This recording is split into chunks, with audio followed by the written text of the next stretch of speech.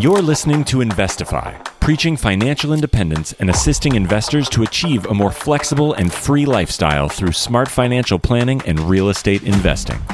If leaving the corporate world and jumping into this thriving industry is what you desire, tune in and listen to stories of like-minded individuals who made the leap to financial independence. Equip yourself with the right tips and tricks to start your real estate journey, making active or passive ventures that are highly profitable and rewarding.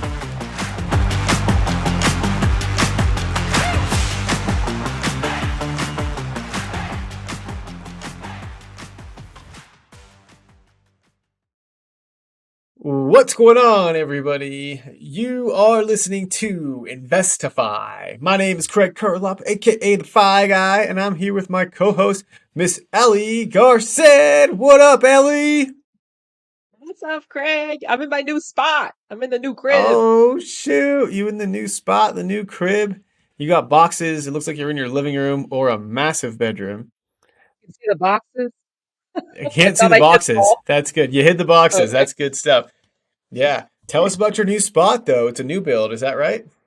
Yeah, it's a brand new build. It was actually a model home. The backyard is finished, which is nice. Um, and total lifestyle creep. Like I'm the first one to admit that. Like total unnecessary purchase. Um, as far as purchasing this home, we needed to get out of our last location because of the car vandalism. But I love it so far. I like it a lot. Yay, that's amazing.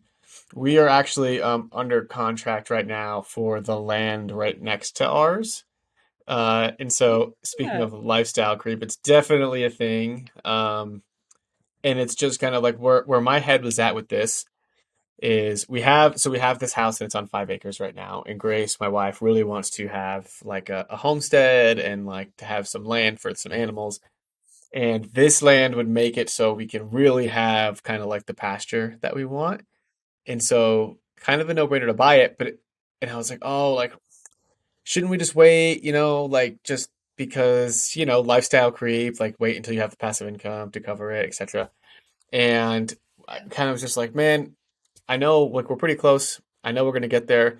And this land isn't getting any cheaper. And if someone buys it and builds on it, it's really not gonna get any cheaper. And so we might Yeah. as well just go ahead, buy it now, and then figure it out later. So, um, is it the smartest decision? I don't know. I think it'll be fine. But you get to that point though, right? Yeah, it's always that balance of like, of course I can do every decision, FI focus, on track, don't fall off. But also there's a point of enjoying life too, because we don't know what tomorrow brings. So why once you get to that point where like, can I don't know. I am always on like the FI track, like get out of my way. I don't want anything to distract me. So this is like a nice splurge, I guess. Yeah. Yeah, and you have to, I think that's a big thing about like you spend on things of value and you don't spend on things that you don't value. And so like we value having land. Land, it is an investment. It will appreciate. This where we're living is growing like crazy. I know it's not getting any cheaper. And so like, and I went ahead, right? And I spent 7 years like living behind a curtain and living with roommates and living in unideal situations so that I could do this and afford this at a relatively young age, not when I'm 40 or 50, but closer to when I'm 30. And so, like, this is kind of just like the plan unveiling itself. And so, y'all listening, right? Like, many of you might be in your first, second, third year. When you get into your seventh, eighth year, like, you're going to start really reaping the rewards of this real estate investing. I think that's just kind of what that is, right? And that's kind of how I look at it. But I still drive a truck, right? That's a $10,000 truck, right? Like, I don't drive a super nice truck. My wife drives like a medium car. Like no one would say it's bad, but no one would like it's not certainly not an eye looker, right? And I think like that's something that I just never value. And I'm just like, yeah, give me that junk, man. I want older the better. The Yep. more lights on the dashboard, the prettier, in my opinion. So That's funny. yeah. Anyway, Sam Kwak, we got Mr. Sam Kwak on the show today, and he has a lot of lights on his dashboard, which is my analogy or metaphor for like he's got a lot going on. He's super smart in a lot of different categories, And I think the most compelling thing we talk about is at the end, where he talks about how to pay your mortgage off in as little as 3 to 5 years. And he's got a simple strategy that works time and time again, especially for you folks that maybe have bought the houses a couple of years ago, 2, 3 years ago. I think this can really work for you. And if your goals are to just achieve financial independence with a few paid off houses, kind of live a very cushy, easy lifestyle with no debt, this episode is for you. Make sure you listen all the way to the end. Absolutely. It definitely was for me because that's my goal. Yep. And before you get into the episode, guys, if you wouldn't mind leaving us a rating and review on iTunes, that would be super helpful. It tremendously helps us out. And with that, we will stop talking and get Mr. Sam Kwak onto the show. This episode of Investify was brought to you by the FI team, a team of investor-friendly agents that service all 50 states. If you are looking to house hack, to invest, grow your portfolio, and want a true investor-friendly agent on your side, go to thefiteam.com and click Get Started, and we can't wait to have a good conversation with you. Sam Kwak, welcome to the show, my friend. How you doing today, dude? Doing really well. Thanks for having me, guys. Thanks so much for coming on, man. So we had your brother on, Dan, a couple months ago, and so you got big shoes to fill, man. Dan was a pretty special guest, as I'm sure you already know, because now you got that comparison, you know. Mm-hmm. Are you guys twins? I got to one up He him. never gets that ever. Yeah. Well, I got to one up him, but no, we're not twins. We're about a year and a half apart. Yeah. Okay. Are you older? Yes, I am. Okay. So his whole life he's been following in your shoes.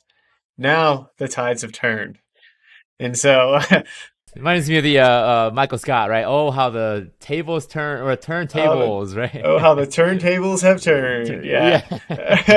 Oh, man. Oh, man. I was thinking about that meme this morning. I don't know why, but yeah, I'm glad I can say that now. This was happening. Yeah, now it's happening.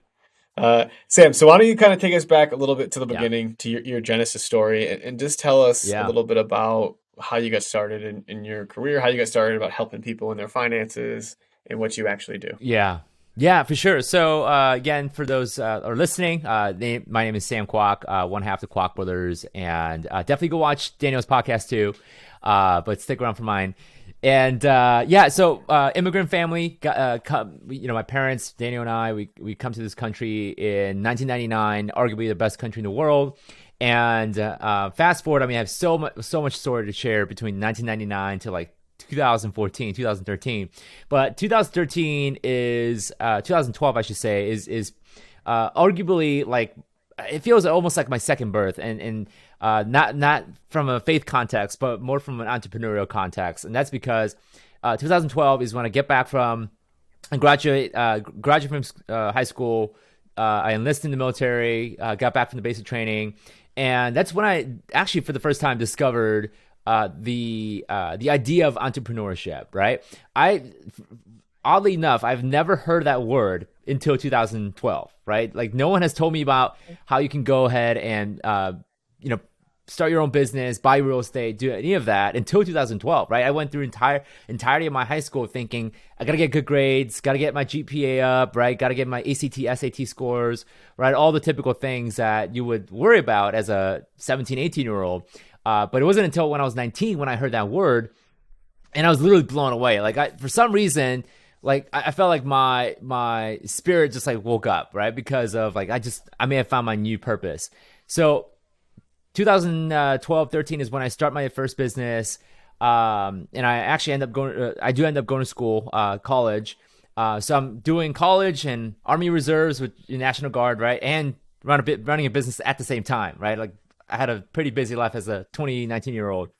And obviously, most people in the real estate world have read this book, Rich Dad Poor Dad, right? That's like the Bible, the Holy Bible, the book of Genesis, right? When it comes to all real estate books out there, read the book, and I'm like, oh my gosh, this is like a whole nother world that I've never even imagined.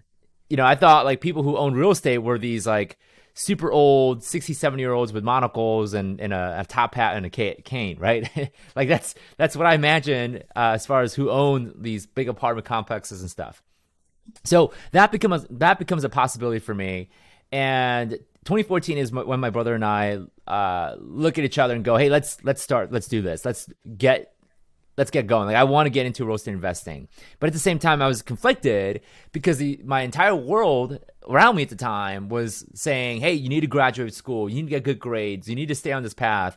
You need to get a job, find a good boss, work for the boss for the next 40 years and hope that you retire, right? And leave your hands to 401k, IRA, Social Security, and the government to take care of you.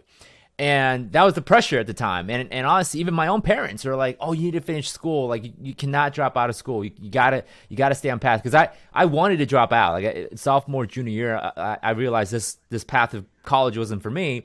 And I really wanted to drop out. And so I had this pressure from the parents, pressure from my professors. Actually, one time my professor called my business extracurricular activity. Right. And she's like, oh, you should not focus on extracurricular activity. Focus on school. Right. That was the world that I was in. And no one around me was doing, starting a business or any of that. So I felt like making a decision felt like I needed to separate my world. Right. Like completely step out of the world. So I felt completely conflicted. Sam, like, I think a lot of people go down that path and they have all of these people that have been giving them advice their entire lives, mom, dad, student teacher, teachers, guidance counselors, peers, coaches, right? All these people that you really know and love. And that's why people go down that path is because of all that pressure. And how did you basically say no to all of those people that you know, like, and trusted for all that time? Becoming a dad, I have a different opinion about it. But now, like I have this rebel DNA in me. Like I think the way that God wired, who I am is I have so much autonomy. Like I don't think, and no amount of propaganda and sheer pressure can break me, right? And my daughter has that now. And I'm like, crap, right? Because she does not want to listen to me at all. Like she doesn't want to do her breakfast, doesn't want to go to sleep. But like, yeah, she's got that rebel DNA in her too. Which can be harnessed in a positive way. But yeah, I feel like I was kind of born with that mentality of like, no one's going to tell me what to do. This is who I am. Like, and obviously that could show up in a negative way, but in this case, it showed up in a positive way. Or like, I had this conviction of this is the way, right? I need to do this. Like if it isn't now, I'll never do it. Cause once I finish school, I'm going to get, I'll have to get a job. Once I get married, I'll have the, voices and obligation. So I felt like the time was now. And 2014 in the dorm room, my brother and I planted a flag and going, this is what we're going to do. And so we started the journey. We do the thing, read the books, listen to podcasts, attend seminars, watch as many YouTube videos as possible on real estate investing, which are all good things. But we kept coming to this roadblock of like, we couldn't apply, right? We couldn't take action. We felt like, okay, what are we even looking for? Like how do we even get started? What's the first step, right? We felt completely drowned in this mass ocean of information out there available. And this is like 2014, 2015. So this is still like the YouTube gurus are still like coming up, like merging in. So, like, I was getting like drowned in the information. And so it wasn't until 2016 when we finally met our mentors, because we've done it all. Like at that point, we bought courses, done coaching stuff. And it wasn't until we finally we reached out to a couple people in the area, in our immediate area that, were ultra successful, hundreds of units. They were at their peak of their performance when it comes to real estate investing. We started taking them out to lunch, dinner, and really just picking their brain. And we finally got to one particular person that we felt was the mentor, was the expert. And we started working with this person, shadowing, practically working for free at one point, pay this person, right, to mentor us. And it wasn't until 2017 when we finally cracked our first deal. So from 2014 to 2017, like literally, for lack of a better term, we were eating dirt. Like it was the hardest time because we were still trying to launch this and grow this thing, and we still had to pay bills, right? So I remember I particularly had to drive for Uber at one point and did some, kind of side gigs on the side just to like pay for the rent.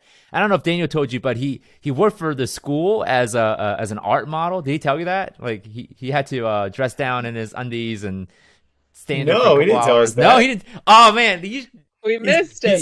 he did not tell you the truth. Oh man. So both of us are doing some really like we weren't selling our bodies. I promise that's not what that wasn't what's happening. But Daniel at one point was working in school for like $12 an hour, right?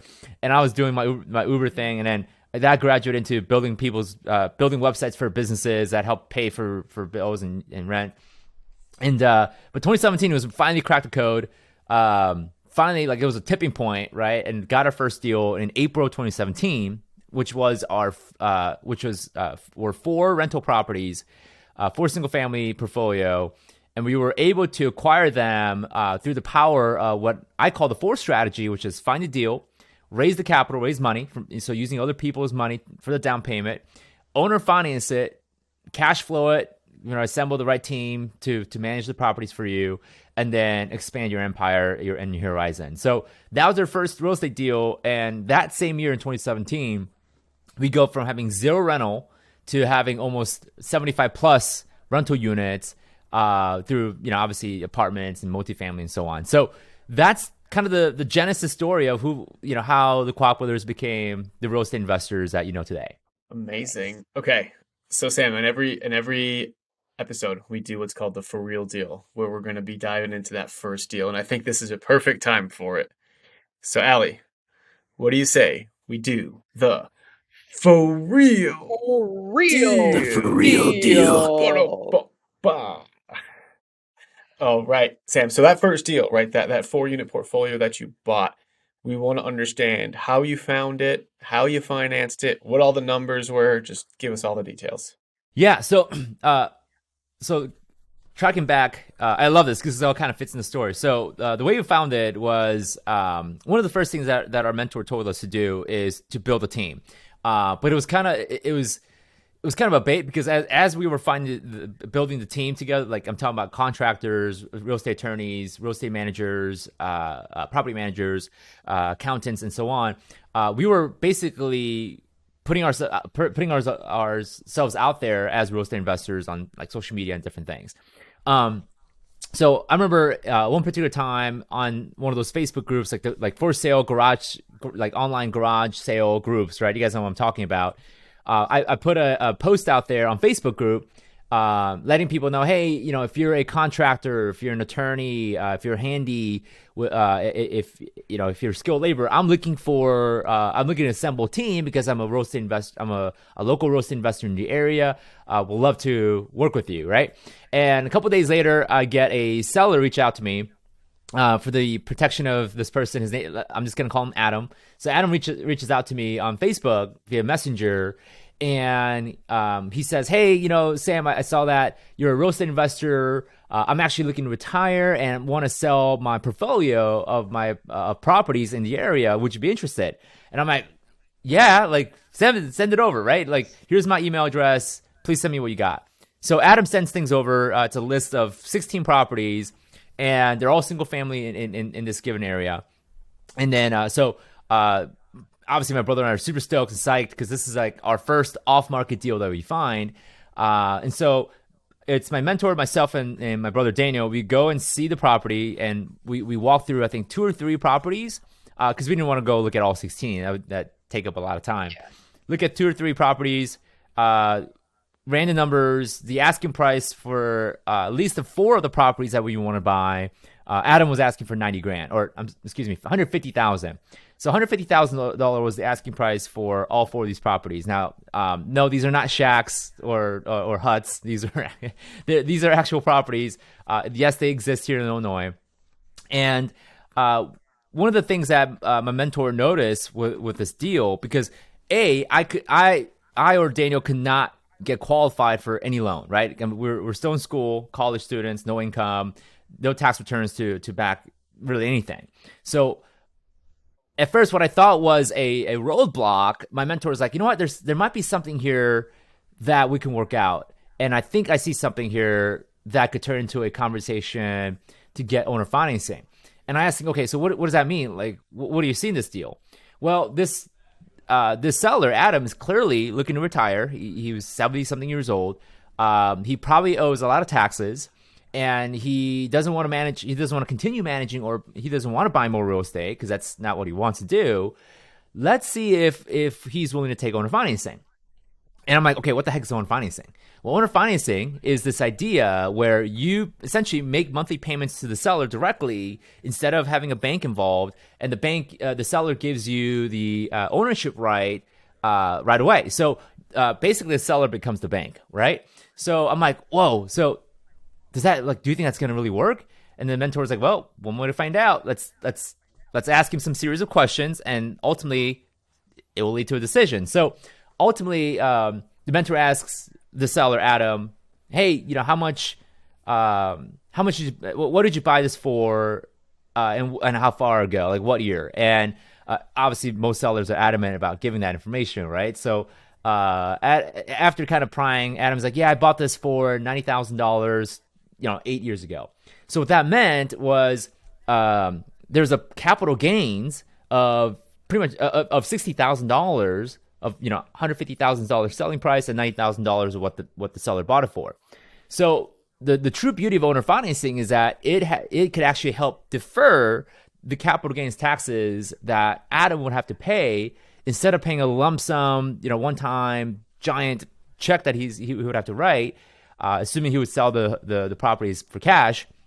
With owner financing, he pays a small portion of whatever monthly payments I'm giving him as capital gains. So he's basically he's getting to earn interest on the $150,000, right? And also he gets to collect monthly checks without having to worry about managing the properties. So long story short, Adam says yes, but of course Adam's asking for some skin in the game. So he says, hey, I need at least 10% down for me to even accept this. So 10% down would be $15,000, which the money we didn't have, right? And that's when the mentor again inserted and said, hey, I think I should raise money for this. So long story short, we end up working with a family friend who does contribute the $15,000 down.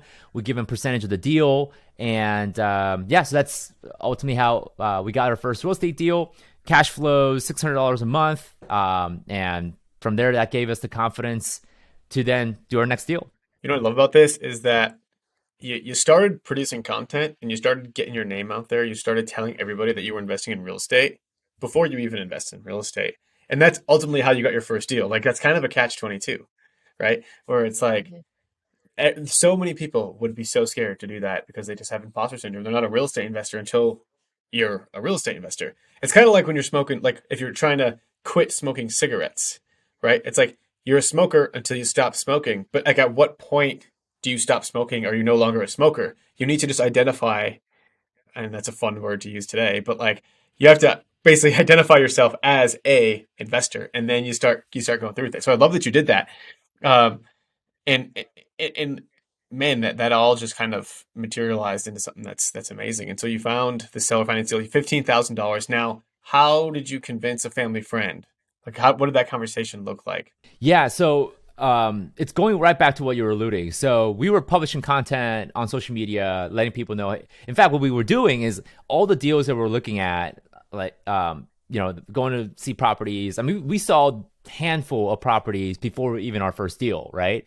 So when we each trip to these deals that we're looking at, we were taking selfies and saying, "Hey, hey everyone on Facebook and Instagram, we're looking at deals." And what's interesting is that even though we weren't actually doing the deals, the perception of how people looked at us in terms of like the pictures we were posting, their thought is, wow, these guys are serious, right? Like, these guys are like actually doing it. They're not sitting around saying they're going to be real estate investors. Like, they're actually going out there looking at properties.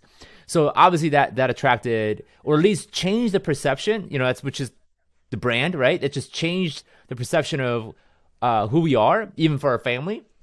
So this is like 2016, 17, when the market wasn't doing that hot, right? It's, stock market, bonds and stuff. So our family friend, the background there is that they have money in the 401k, retirement plan.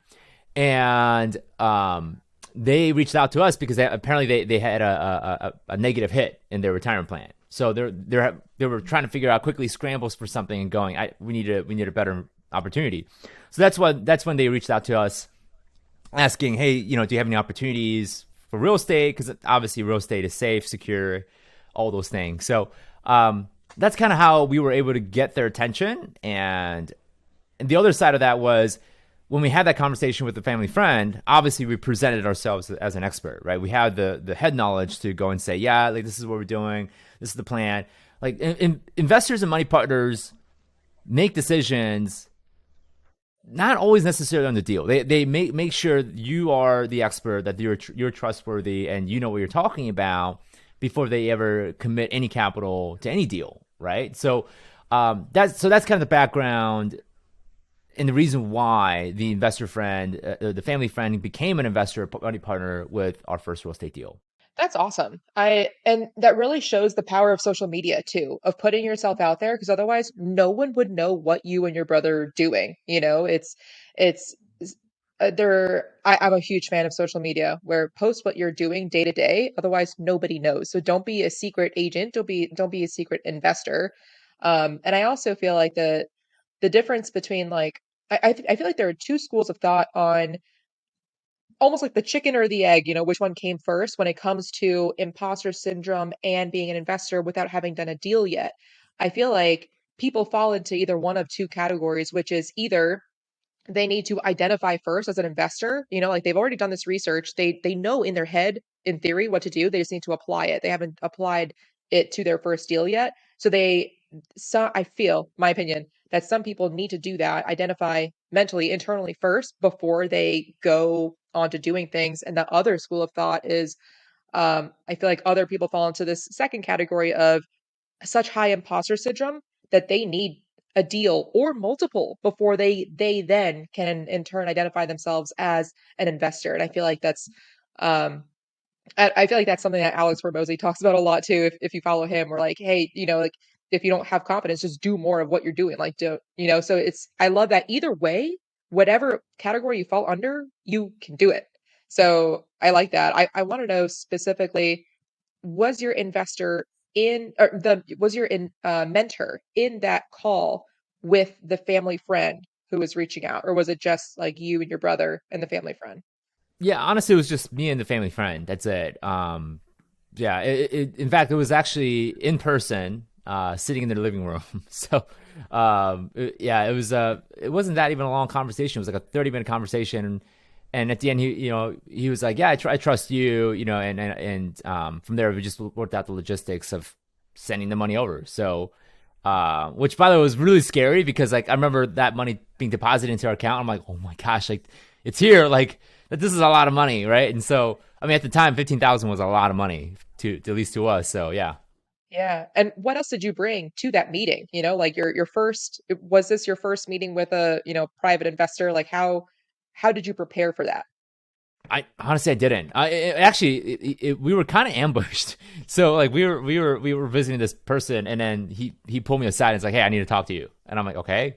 And it's like I didn't have charts or laptops or tablets or any of that. It was just me and just explaining, just being authentic and being genuine about what you do. That's it. So yeah. That's the perfect example of like when opportunity meets, what's that quote? Like you were prepared. Preparation meets the opportunity. Yeah, right? luck is when preparation meets opportunity. Yeah. Exactly. Sam, I want to talk a little bit about the imposter syndrome that you didn't have too, you did not have, because I think a lot of people struggle with that. And sometimes it's like good to raise money on your first deal just because like you don't know that's it doesn't even feel like it feels like that was never an obstacle in your head, like raising money from somebody else. And so like was that the case, or your mentor just said, oh, go raise money from somebody, and you just said okay, right? Kind of as like a I don't want to say dumb, but like I'm almost like a naive 19, 20-year-old just doing whatever your mentor says. And now you realize like, oh, this is like a big deal for like 90% of the real estate investors. Yeah, honestly, so again, like I think I was it's part of who I am, but I think at the same time, like there's layers of beliefs that you develop over time. But I think just part of who I am. Like I'm born to be like the sales type, like marketing type person. So it just felt natural for me to pitch myself that way. But at the same time, like I was at that point it's in my real estate career, I was literally surrounded with people who were regularly doing this. They were raising capital. They were out there. looking for deals, negotiating regularly, closing, taking deals down. And so I think when I changed, like all the friends that I had in college, like at that point I wasn't hanging out with them anymore, right? Like I had a whole different roster of friends in relationship, to where everyone that I knew and they were close to me were doing some kind of some money making thing. So like I think it took me like that 2 to 3 years to fully assimilate to that culture where raising money becomes normal, like calling sellers become normal. Like it's almost like joining a cult, right? Where where the cult makes you think in a certain way, but in this case it's a positive thing where it made me think, oh yeah, raising money is normal. Like this is something it's an obvious thing, right? So obviously I don't want to sound cliche, but whoever you surround yourself with and whatever their activities are becomes a normal activity for you. So I think the reason why I wasn't as fearful is because I had people in my life that were like, it's an obvious thing. And I was actually the odd one out that wasn't doing that, right? Like I was not meeting that group's expectation of raising money, going find deals and doing stuff. And we almost kind of gamified it. Like whoever can do the most deal, is kind of the alpha top dog, right? Top G, right? So that was kind of the culture, right? So, with especially like what Daniel and I try to do with our own students, is we try to create that culture of like, this is normal. Like this is what friends should do. Like go out there, raise money together, and so, and I tell people all the time, like if you want to be successful, like go hang out with people who are successful. I'm sure this is not your first time you heard about it.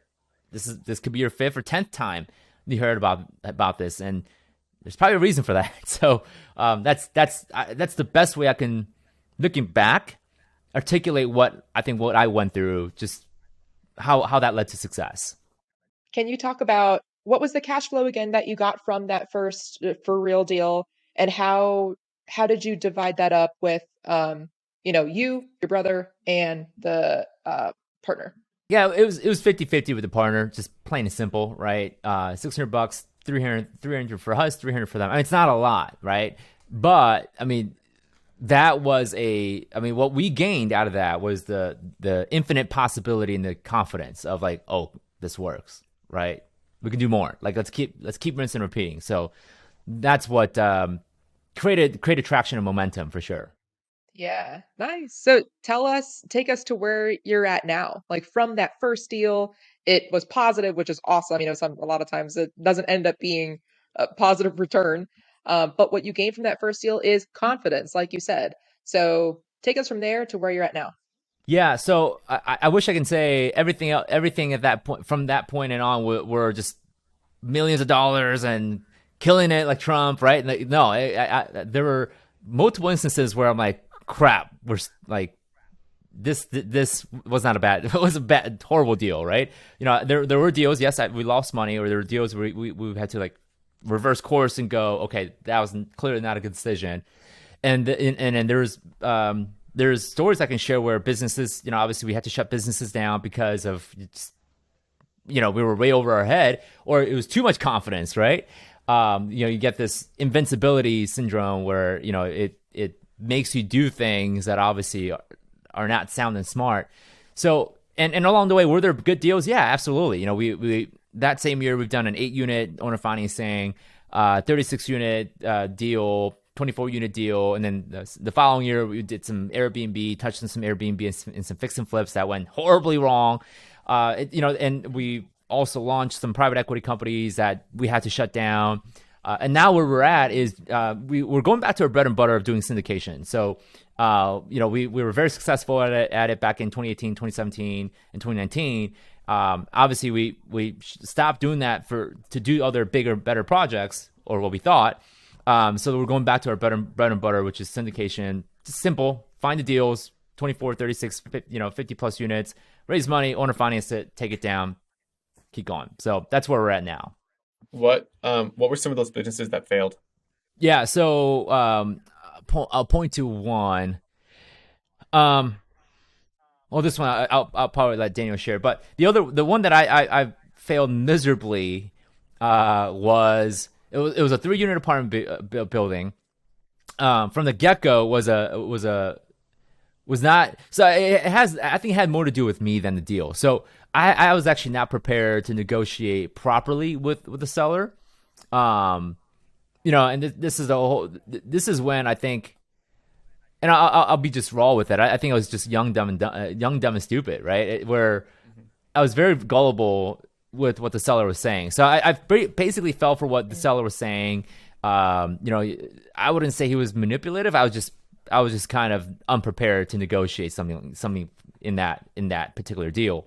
So I ended up basically buying it, held it for about 3 to 4 months.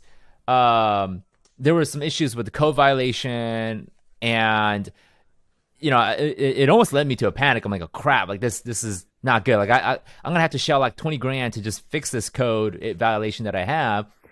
Fortunately, I ended up finding a seller who basically took over the property, and just ended up letting the property go to the seller. And my only gain out of that was I was actually able to get my money back, right? The down payment on that. So I was, at least at minimum, was able to get my money back. But I still counted it as a loss because the amount of time, the energy, the anxiety, and the worry, and the sleepless night I went through in that 4 or 5 month period was definitely not worth the money back. So fortunately, I was able to exit out of the deal.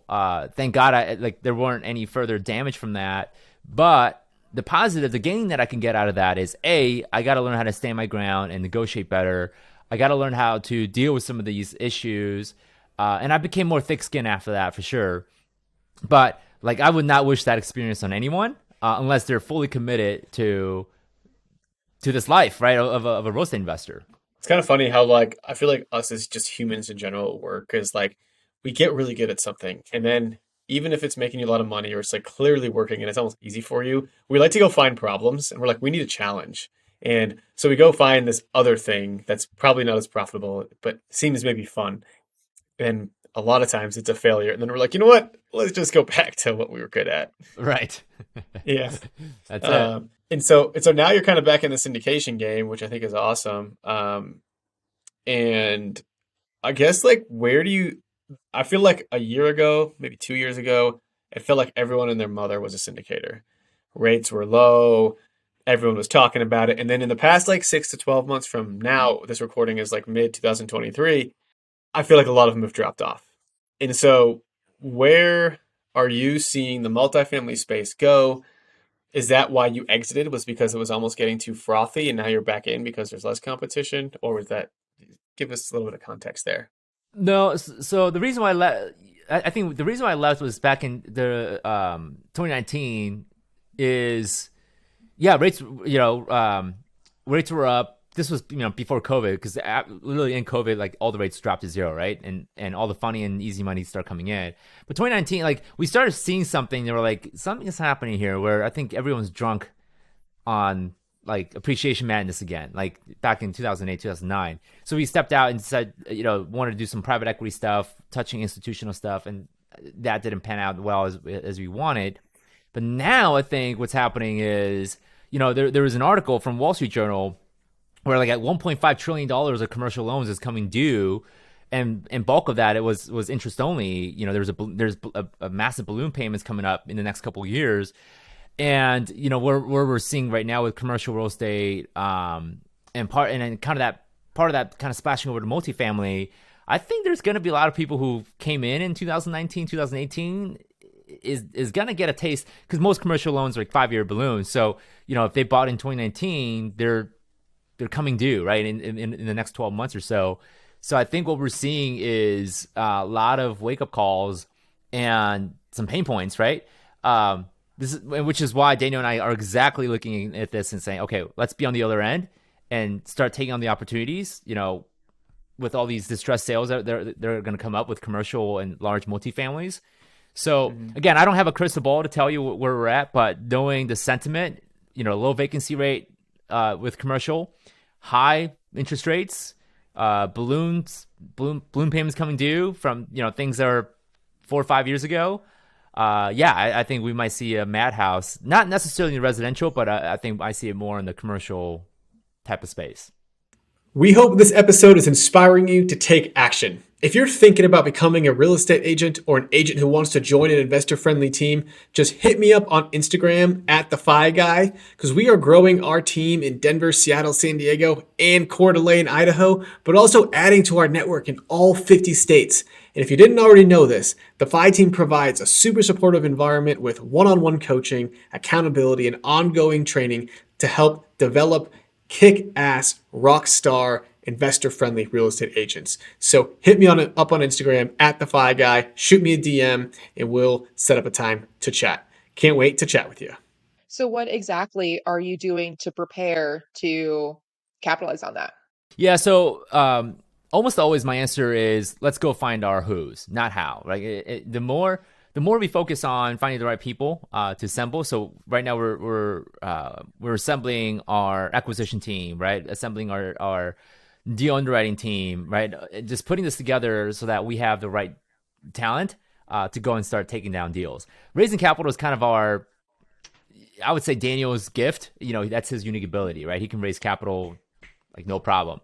My unique ability in that is finding deals, right? I use my marketing prowess to go find deals, but now I'm teaching that to a team so that they can go and do it, bring the deals, go out and hunt for deals and bring it in. So that's where I'm spending most of my time right now, is just building teams that could take on larger deals or more volume of deals at any given point. Love that. Awesome. Sam, I don't want to let you go without talking about this this HELOC strategy. And so obviously this is kind of something that you're really passionate about and that you're known for. Just kind of quick recap, obviously, of kind of where you're at today. Bought your first real estate investment in 2017. It was kind of a smaller single family portfolio. You saw the power of raising money. You saw the power of seller financing. You saw the power of real estate. You thought really big immediately, got into syndications, deviated away from syndications for a little bit, and now you're back growing and now trying to scale your syndication model, which I love your story, man. And I love how you're just immediately thinking bigger, right? I almost wish that I had your brain at, because we're about the same age. I think you might be a year or two younger than me. It's like, oh man, like I was always thinking so small with single families, right? It's like, oh man. But either way, like I think you're certainly like super inspirational, on the right track.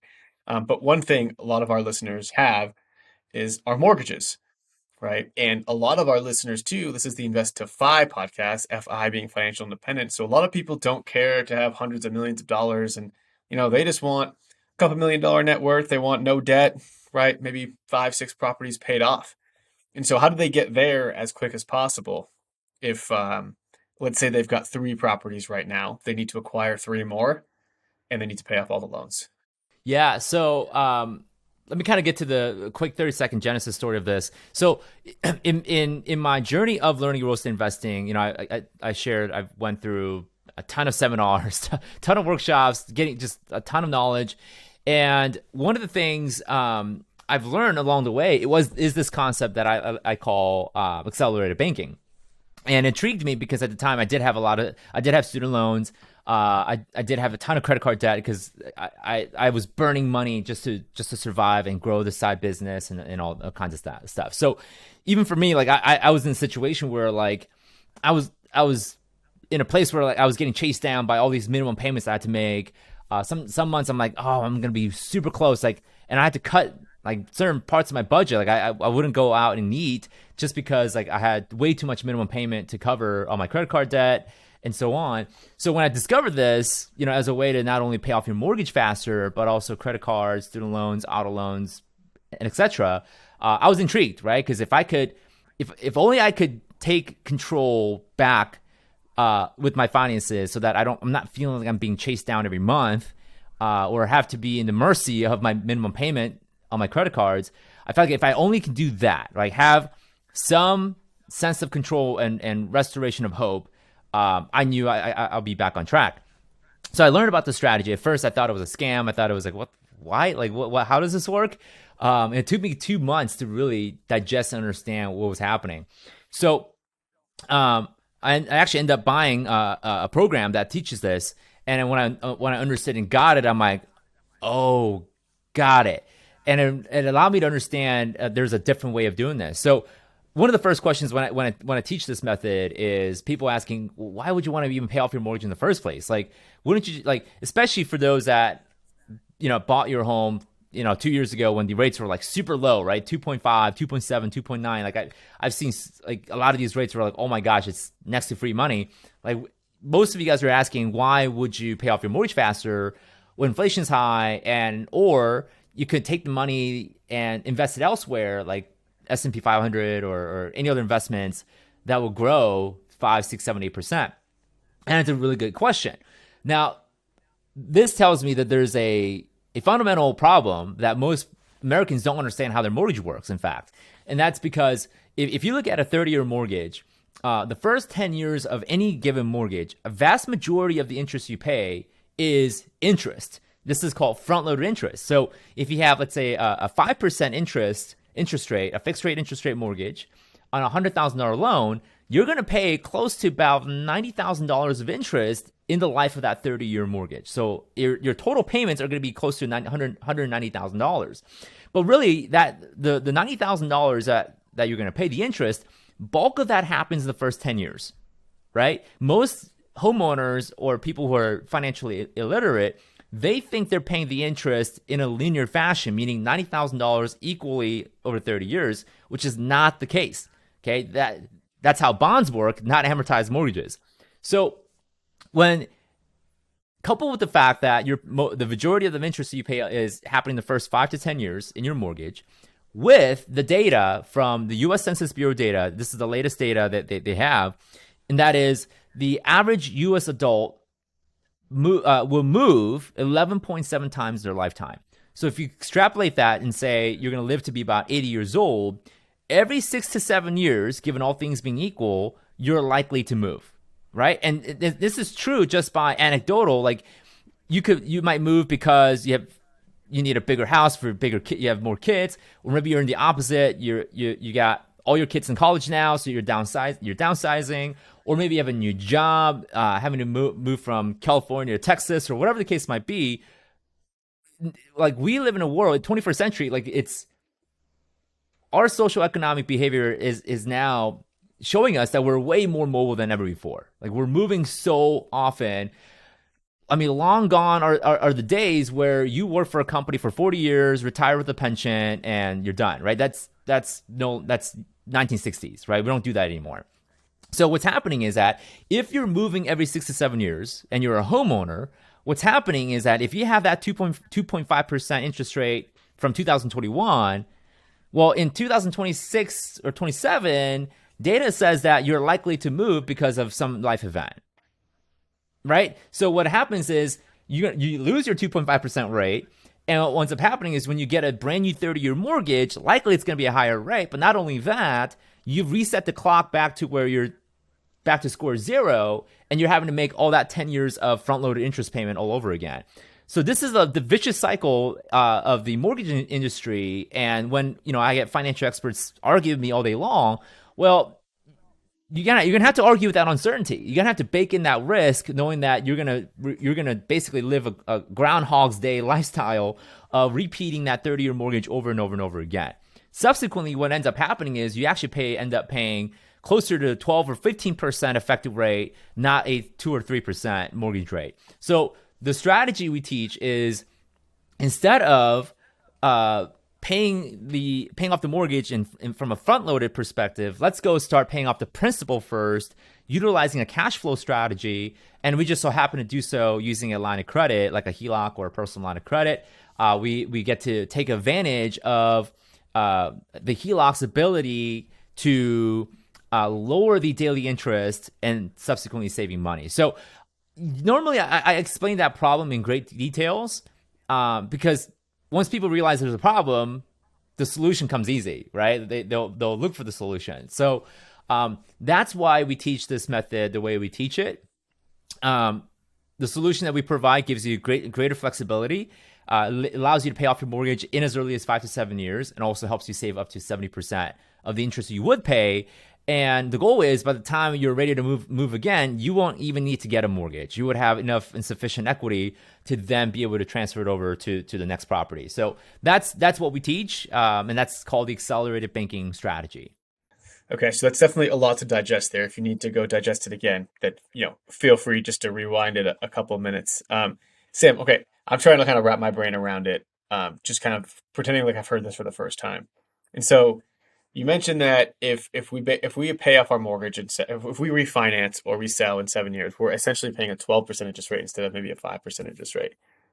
But how does that make, I guess, like, how does that make sense if I'm just thinking of it like, well, I'm paying 5% on this higher amount, right? On, let's say I get a loan for 400,000 or something like that.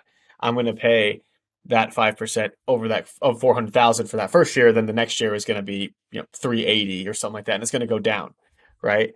And so, am I paying, like, I guess how do you calculate, how do you figure that it's the 12%? Yeah. So here's how it's an aggregate of your entire life, right? So if we're thinking 30 years, and let's say within that 30-year period, you got yourself 3 mortgages, because every 7 to 10 years, you're either refinancing or you're moving to another home or location, right? If you factor in in this idea that really what you've done in every iteration of 10 years, what you've done is mostly interest payments. You haven't gone to that point in the 30-year amortization schedule where bulk of your payments are actually going towards principal reduction. That happens usually within the latter 15 years of your mortgage. So from year 15 to year 30, that's where most of your payments are actually efficiently working for you and paying down the principal balance. But if you're living in this first 10 years over again for the next 30 years, really what's happening is you haven't really done a whole lot to reduce your principal balance. So this is why I say, yeah, you think you have a 3% or 5% interest rate, but when you consider the fact that you're repeating that 10-year front-loaded interest cycle 3 times, and you haven't really paid down in the principal, assuming the same debt balance, really what it looks like is you paid a 12%, you have a 12 or 15% interest rate on your mortgage. This is how the entire, and I don't mean to seem simplistic here, but this is literally how the entire mortgage-backed security market works and relies on. It relies on new loan originations every 7 to 10 years. That's how the entire mortgage industry is baked. Okay. I think I get it now. I think that helped to understand that it's thinking in a 30-year period. And so let's say I've got a mortgage, right? And there's interest principal payments. I'm still in the front-loaded years, right? Most people listening to this are going to definitely still be in the front-loaded years. And so let's say, you go take a HELOC out in the house. We've got tons of appreciation in the past couple of years. We use that HELOC and we pay off a third of the mortgage payment. What does that do? So now does that basically accelerate me 5 years into my payments? And so now that changes? Or yeah. So there's a couple ways that this will work. So what you're describing is something called what we call the chunking strategy or the second lien strategy. There's other ways, such as a first lien HELOC strategy, which would completely replace your mortgage. So if you have a $200,000 loan balance right now, with the first lien HELOC, you would essentially replace that entire $200,000 loan balance, whereby the only debt or the loan you'll have on your home is a first lien HELOC, right? So mortgage goes away, you only have a HELOC. In the scenario that you're describing is you have your first lien mortgage, you'll get a second lien HELOC on top of the existing mortgage, using the equity portion you have. Obviously, there's other ways of using a personal line of credit or a business line of credit. There's other methods. But let's stick with the HELOC, right? With the chunking, the way you're describing is, let's say we take a $10,000 from your HELOC and make a one-time principal payment on your mortgage. So what you're saying is correct. It will accelerate with your amortization schedule to where you're saving, tens of thousands of dollars of interest ahead, right? And you're also saving 3, 4, 5 years. Again, I don't have the numbers in front of me to tell you exactly what it looks like, but you are accelerating. Now, most people will argue, well, you really didn't pay off any of the mortgage because all you've done is take $10,000 of the mortgage principal balance and just moved it over to the HELOC. Well, this is where the strategy comes from.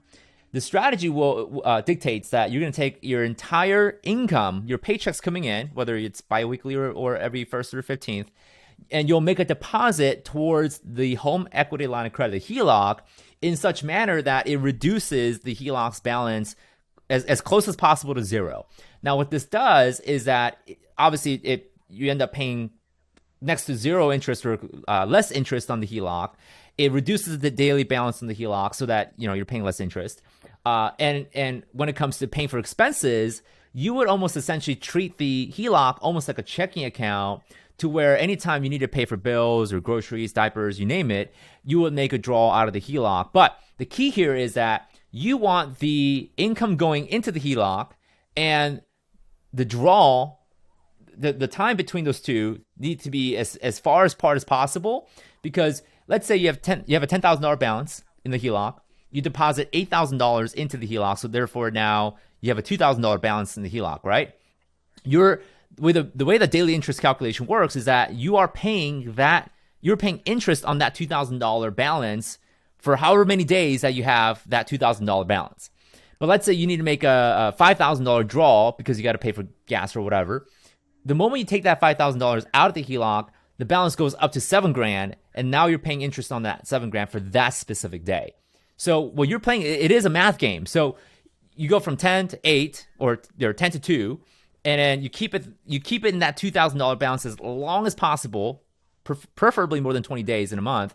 And then when you make any draws, right, the HELOC balance goes up. That's when you pay a slightly higher interest, but the expectation is the next month you'll have the income come in and reduce that balance again. So that's the math game you're playing with the daily balance. Okay, so just to recap here, right? Again, in the position of someone who's got a loan and they've got some equity, but not enough where they can get a HELOC and totally replace the mortgage. And so they're getting the second lien HELOC, like you said. So you've got a mortgage and a HELOC. You basically apply that entire HELOC to your mortgage payment. You're accelerating that maybe 5 to 10 years to being paid off. Then every time you get paid, you're getting paid into your HELOC. I think this is one, to get that balance, to get that average daily balance down, which is how they calculate the interest rate on HELOCs. But two, there's a psychological thing to this too, where it's a lot harder to have it go in your checking account and then pay the HELOC, just because it's like an extra step, than to just go directly into paying off your HELOC. And so I think, so now your HELOC balance is going down. It's freeing up more HELOC, and you can basically next month take that, whatever you made, whatever's in a HELOC now, whatever's free, you go and apply that to your mortgage again. And you just do that cycle over and over and over again. And what you're saying is, would you say in about 3 to 5 years, you can pay off a mortgage that way? Yeah, and I'll give you another. This is more of an extreme example, so by no means this represents the majority. We have a client who, his income is about $10,000 a month, and what he did was he has a PLOC, a personal line of credit, and I think his rate at that time was like 15%. So that's a pretty high rate. But what he was able to do is he kind of gamed the system where he took the $10,000 of PLOC that he had available, made a mortgage payment, principal payment, so obviously saved some money there. But what he did was took his entire income, paid off the PLOC down to zero, and what he would do is he would use a credit card, preferably with some that's going to give you points and cash back.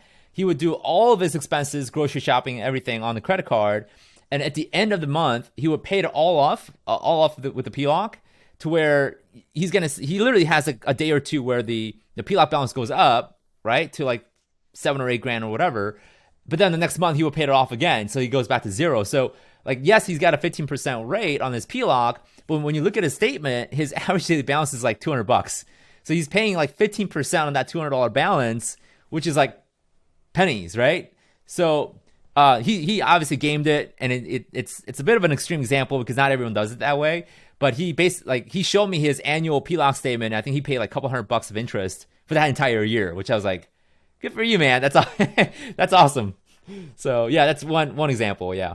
Yeah. First of all, I love this topic so much because I've also started on this and I've like shared it on my Instagram. First, I want to talk about some requirements, right? Because one basic requirement, correct me if I'm wrong, is you need to have some discretionary income in order to make this work, right? Like if you get a line of credit of whatever amount, you have to have some extra cash flow. Otherwise, there's no extra money to put into the principal and put back into the line of credit. What other, do you know what that discretionary income is and like what other just requirements, like if someone's listening to this for the first time, can they do it? What are the requirements for that? Yeah, so a couple things. So you're absolutely right. You do need free cash flow, positive cash flow, preferably. There's not a set percentage. As long as you have a positive cash flow, you get to go.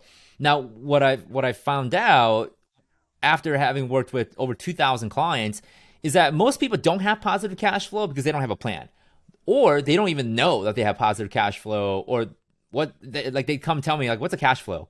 And so like most people don't have a plan, and that's usually the problem, is that they don't have a plan of definiteness that will allow them to clearly measure. Like there's a good saying, right? Whatever doesn't get measured you don't improve. So one of the first things that we do when we work with our clients is that we help them first start measuring stuff. And what we find out is that some of them, again, this is just one example, some of them realize that they were paying for like a subscription to something that they're like, oh my gosh, like I haven't been using this for like 5 years. Like I don't know why I'm still paying for this. Or some realize like there's some points of optimization that they're missing out.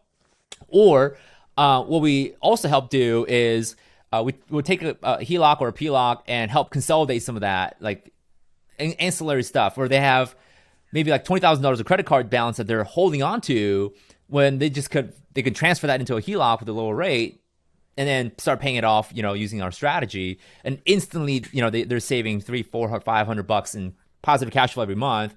So yes, positive cash flow is a requirement, but usually what precedes that is, are you measuring or are you actually tracking what you're doing with your finances?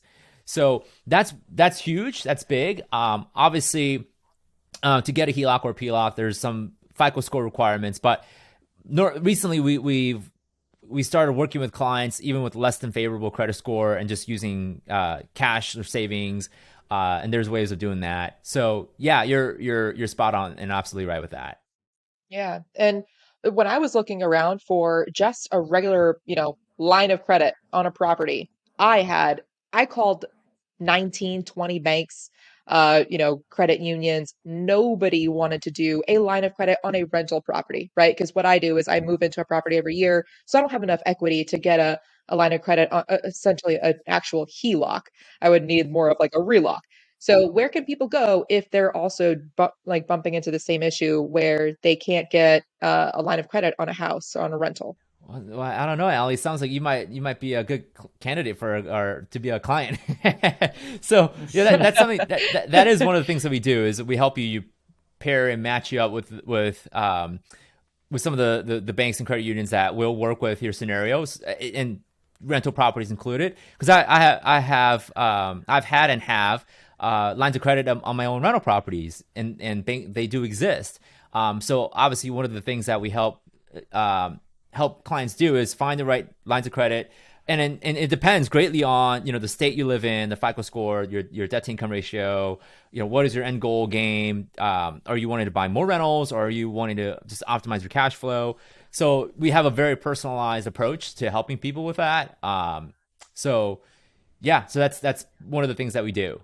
Yeah. Then I also want to touch on the interest rates, right? Because like people have, whatever interest rate they have now on their mortgage, 3, 4, 5, 6, whatever it is, it's low. Since the national average, since we've started even tracking interest rates on mortgages, is 7. So we're right on par for that, actually slightly below. And then they apply for a HELOC or a business line of credit or a personal line of credit, and that interest rate is significantly higher, right? What is your like counter to that? I mean, it's the simple interest, yeah, I'll let you explain that. Yeah, for sure. So yeah, we get that a lot. Obviously people go, hey, why would you pay off a 3% mortgage with a 6% HELOC? That makes no sense at all. The game we play is not a game of interest rate, right? The game we play is time and balance. The focus with our strategy is by reducing the daily balance, you're reducing daily interest and subsequently saving time and money. Where rates do matter, and I often like to say this to my clients, is 80% of the time when you're using our strategy, rates don't matter. Like it's kind of like a car salesman making you focus on monthly payments, right? It's the same tactic. We try to get people away from the interest rate mentality and go balance and time mentality, the result mentality. Now, where the interest rates do matter is that when we get into first lien HELOCs, yes, it matters because there's this point of equilibrium where the first lien HELOC actually will not work in a certain situation, typically when the balance is a lot higher. So if the balance is at like $600,000, $700,000, or $800,000, which are typical for Californians, then the first lien HELOCs tend to not work well, right? And again, I say tend because each situation is different. And in those types of scenarios, a second lien HELOC works better, just because what we're doing is we're taking chunks of smaller amount at a time and allowing the income to do a heavier dent or bigger damage on the HELOC balance than you are with a first lien HELOC. I know that's a lot to explain, and we give away free calculators for you to see this and kind of measure all this. Yeah, so at the end of the day, the simplistic answer I can give you, and not a general answer, is that, yeah, we don't play the interest rate game, we play the time and balance game. Craig mentioned the like chunking method, or that you call it like the chunking method. What other methods can you do with this aside from, getting a $50,000 business line of credit and throwing all that into the principal? What else can you do?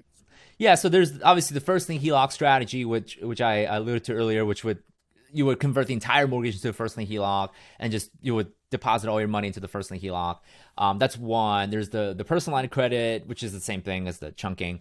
But there's also what we like to call hybrid self-funding. So if you have a 401k or any source of liquidity, like a life insurance, like a whole life cash value, we can also use that to do some chunking and do some cash flow management. So yeah, so there's very I mean, you could also deploy the strategy in different times. So maybe right now we start with the second lien HELOC, and then down the road, 5 years from now, we can switch to a first lien HELOC. So you can switch from one to the other depending on what you want to accomplish. So yeah, there's various ways to quote unquote skin the cat. Sam, is there a time where it no longer makes sense to like take the HELOC and pay off the mortgage? Like, let's say you've been doing this chunking thing. Let's say you got 2/3 of the mortgage paid off. So now you're in the season of more principals being paid off than interest. Would you recommend then just pay off that high interest HELOC, take your mortgage, make your minimum monthly payments and go that route? Or does this apply through any part of the mortgage cycle? Yeah, so I've had clients do exactly that. They'll go and say, hey, Sam, now that I'm in my year 20 of, my amortization and more of my payments are actually affecting the principal, can I take my foot off the gas? And that's up to you, right? And obviously they would ask that question more so from the perspective of, hey, I want to go invest in other things, or I want to take my cash flow and put it in life insurance or whatever, which I'm like, hey, we're here to amplify and advance your goals. It's the strategy for you, not you for the strategy. So yeah, whatever the person's goal is, we obviously try to align and personalize the path for them. But yeah, that happens quite a bit. So yeah. Okay, got it. Cool, awesome. Well, Sam, thanks for this explanation. I know you've got tons and tons of content on this. So consider this, if you're hearing this for the first time, consider this just as the seed dropped. Go check out the Kwak Brothers. Go check out Sam Kwak on YouTube. I've watched some of your videos where you're like penciling it out on the chalkboard and on a piece of paper. So yeah, there's some good stuff there. Sam, we're going to have to get into our final part of the show. Before we do you have any parting words of wisdom for the listeners? Yeah, so I mean, all I can say is, yeah, and I know a lot of the things that we share is different, and it's new, but that's the thing. Like, I think Thomas Jefferson, one of the quotes that I love to share is, whatever you want to accomplish, you got to be willing to do something different. Like, obviously I'm paraphrasing there, but like if to get what you want that you never had, you have to do something that you never done before.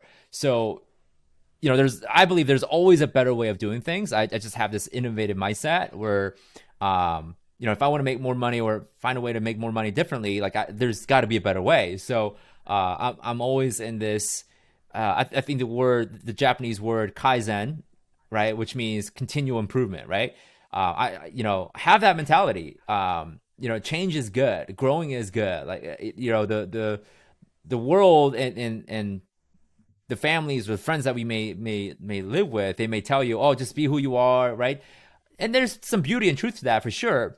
But I think there's always a way to make bring out the best version of yourself. And that only happens by learning and growing and hanging out with people who are smarter than you. So, so that's my little parting word to kind of wrap that session off.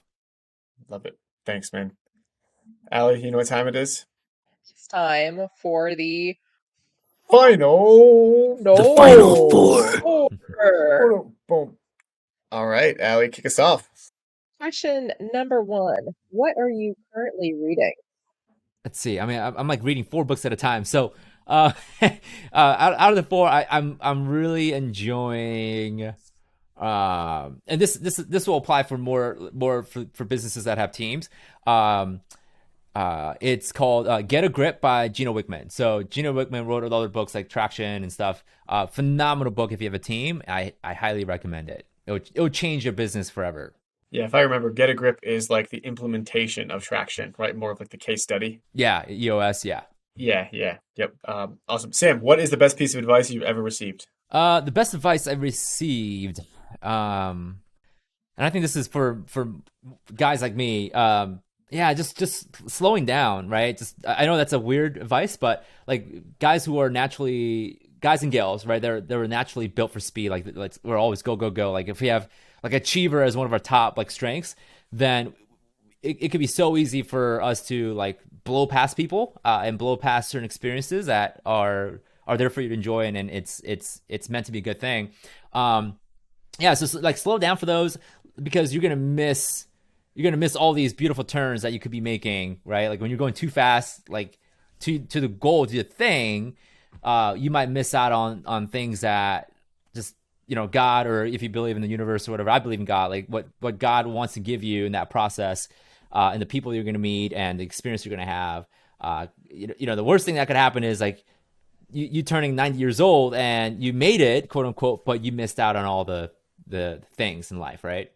Yeah, I love that. I heard something the other day, and I can't remember who said it, but like right now in this moment, these are the good old times of 20 years from now, right? And so like everyone always reminisces back, to the good old times when you're thinking like high school or like in the 2000s when we had a Motorola Razr phone. Like those were the good old times. But like now it's like I have an iPhone that I have to actually hold in my hand to look at. Like these are the good old times. So just embrace it. So you're doing a lot right now, like you have started a lot of businesses. What is all of this for? What's your why? Yeah, I mean, so I think the why is, you asked me that 7 years ago, I would have a very selfish why, like I want to be a billionaire, right? I think the why now is that like I can see it in the journey of the last 7 to 10 years. I've developed skills and experiences, perspectives, and I have, certain insights that obviously that are financially valuable. But I think now what it is God equipped me with these types of tools, and vision and perspective, so that I can then help other people. And I'll give you a more tangible answer for that. Like, I think Ryan Tran, like the YouTuber, he shared something that like hit me really, really hard. And he was sharing his story about how he was at church and his pastor said there's 3 types of different works that you can be part of. And I forget the 2, but Ryan said, or at least Ryan's pastor said, hey, one of the works that you can be involved in that has an alignment with God is the work of redemption, right? Meaning your work, whatever you're doing, could facilitate the power of redemption in people's lives. So for me, when I realized that whatever I'm doing, the work that I'm doing, whether it's real estate investing coaching or helping people pay off their mortgage, it has to do with facilitating financial redemption in their life. Because a lot of these people, they have no hope, no vision, no plan, no future casting of what their financial potential could be, and they just kind of live about life just kind of floating and existing. And I believe that my why is to play a conduit or a vehicle for that redemption to be passed to these individuals, where now they can have hope, they have a vision, they have a future when it comes to their finances, and that ultimately translates to other aspects of their lives. So my why today is just being an open palm to bring God's redemption in people's finances. That's my why. Love how deep that is. Yeah. I mean, last question. What was your kindergarten teacher like? Man, I don't remember. All I remember from my kindergarten experience is this is so weird. Like, and this is the only thing I remember is that my kindergarten teacher would always say, "Don't touch other person's parts." Right? That was going around in our kindergarten. Like kids were going around going like, "Hey, I don't have that. Why do you have that?" Right? And I remember like the only memory I have of the kindergarten is like my teacher sitting us all down on our mats and going, all right, boys have this, girls have this. You're like, don't touch each other's things, right? And they're you're only allowed to show it to your mommy and daddies, and that and I'm like, got it, lesson learned, right? So yeah, that's Sam. Well, hey, it's been awesome having you on, dude. Again, your story is so inspiring. You've done so much at such a young age, and it's just really cool to have you come on. And so. Sam, where can people find out more about you if they're interested in learning more about your story, your strategies, etc.? Yeah, so obviously we're big on YouTube. So if you just type the Kwak Brothers or Sam Kwak, my name, you'll find us there. Also, the kwakbrothers.com, that's kind of our central hub. So if you want to find us on Instagram, Facebook, all the different platforms we're involved with, if you go to the kwakbrothers.com, you'll find us there as well. Awesome. Sam, thanks so much for coming on, man. It's been a pleasure. Love talking to you always. And we'll be in touch soon. Thank you, Sam. Yeah, my pleasure, guys. See you, man. And that was Sam Kwak. Allie, what'd you think of Sam?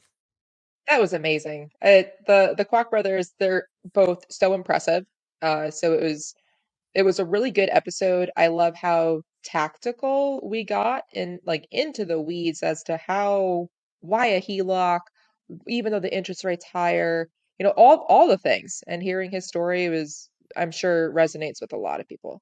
100%. And I love that he's young and he kind of had just blindly followed people in the beginning. Is what it sounds like. He had this mentor.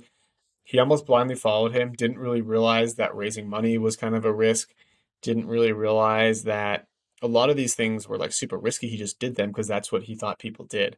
And now, him and his brother can go out and raise millions of dollars for syndications pretty easily, right? And it's really kind of unveiled for them a tremendous business model, a tremendous business, and yeah, they're just out there crushing it. So I'd love to see that, and yeah, just a great episode all around. Yeah, I love how he and his brother know what their top strength is. And because he mentioned one, he didn't mention strength. So, and that comes from a background of experiencing, multiple businesses and doing this and doing that, and then toning it back, dialing, taking your foot off the gas, deleting some, businesses, getting rid of some stuff after you've experienced a lot to know what your superpower is and just doubling down on that, which is what he's doing now, helping people. Yeah, absolutely love it. Guys, if you like this episode, one, make sure you go follow the Kwak Brothers if you don't already. And two, if you like this episode, you want to see more guests like this, make sure you give us a like and a follow. Shoot us a message on Instagram. I'm the FI guy. Allie is Allie the agent. And just shoot us a message. Let us know that you're listening. Let us know that you like the episode. And we're really looking forward to seeing you all next week. See you next week. That's it for this episode of Investify. We hope that these nuggets of real estate wisdom lead to more savvy financial planning and a clearer path towards financial freedom. For more content like this, subscribe to the show at investify.com. Don't forget to leave a rating and share it with your friends. Together, we can transform more real estate newbies into successful and clever investors. Thank you so much for listening. See you on the next one.